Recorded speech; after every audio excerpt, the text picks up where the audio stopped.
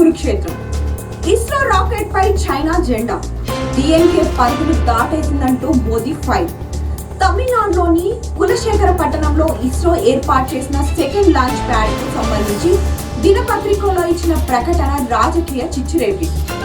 ఆ యాడ్ లో ఓ వైపు ప్రధాని మోదీ, మరోవైపు ముఖ్యమంత్రి స్టాలిన్ మధ్యలో ఇస్రో రాకెట్ ఉంది.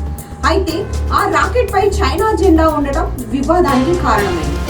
తమిళనాడు పశు సంరక్షణ శాఖ మంత్రి అనితా రాధాకృష్ణ వ్యక్తిగతంగా ఇచ్చిన ఈ ప్రకటనలో దీర్ఘకాలంగా పెండింగ్ లో ఉన్న ప్రాజెక్టులను డిఎన్కే ప్రభుత్వం ఎలా పూర్తి చేసిందన్నది చెప్పుకొచ్చారు.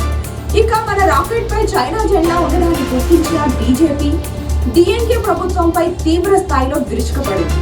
దీనిపై తూత్తుకుడి ఎంపీ కనమొళి తన పార్టీని సమర్థించారు.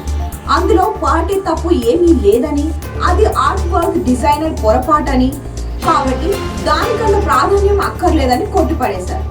ప్రధానమంత్రి నరేంద్ర మోడీ మాత్రం తీవ్రంగా స్పందించారు. డిఎన్కే ప్రభుత్వం పని చేయకుండా తప్పుడు క్రెడిట్ మాత్రం తీసుకుంటుందని ఎదవలు చేశారని మాట్లాడారు. తమ పథకాలపై వారి స్టిక్కర్లను అంటించుకుంటున్నారని విమర్శించారు. ఇప్పుడు ఏకంగా పరిధిని దాటేశారని ఆగ్రహాన్ని వ్యక్తం చేశారు. ఇస్రో లాంచ్ ప్యాడ్ క్రెడిట్ తీసుకునేందుకు ఏకంగా చైనా స్టిక్కర్ అంటించారని మండిపడ్డారు. అంతరిక్ష రంగంలో భారత ప్రగతిని అంగీకరించేందుకు వారికి మనసు ఒప్పదని, భారత అంతరిక్ష విజయాలను ప్రపంచానికి అందించాలని వారు కోరుకుంటున్నారని పేర్కొన్నారు. వారు మన శాస్త్రవేత్తలు అంతరిక్ష రంగాన్ని దారుణంగా అవమానించారని ప్రధాని ఆగ్రహాన్ని వ్యక్తం చేశారు. చేసిన తప్పులకు డిఎన్కేను ఇప్పుడు శిక్షించాల్సిందేనని పేర్కొన్నారు.